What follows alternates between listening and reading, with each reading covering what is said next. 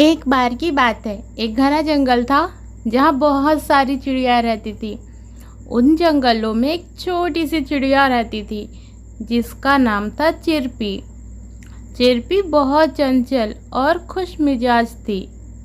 एक दिन जंगल में अचानक भारी बारिश स्टार्ट हो गई।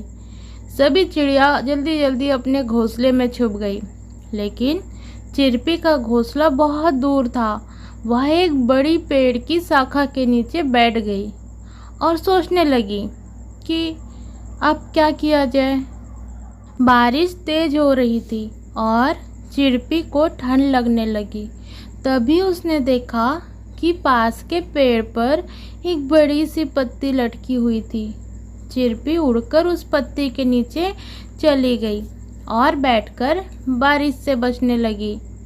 पत्ती ने उसे बारिश से बचा लिया था, लेकिन वह अकेली महसूस कर रही थी।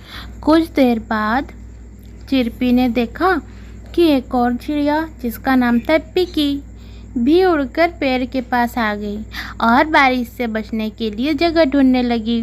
चिरपी ने पिंकी को बुलाया और कहा, आओ इस पत्ती के नीचे आकर हमारे साथ बैठो, यहाँ हम दोनों बारिश से बच सकते हैं।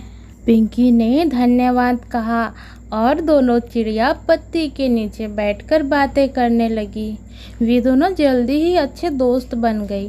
उन्होंने अपने अपने किस्से सुनाए और एक दूसरे के साथ हंसी मजाक किया।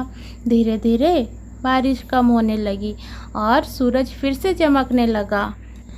फिर जब बारिश ख़त्म हो गई तो चिरपी और पिकी ने एक दूसरे को अलविदा कहा और अपने अपने घोंसले की ओर उड़ चली।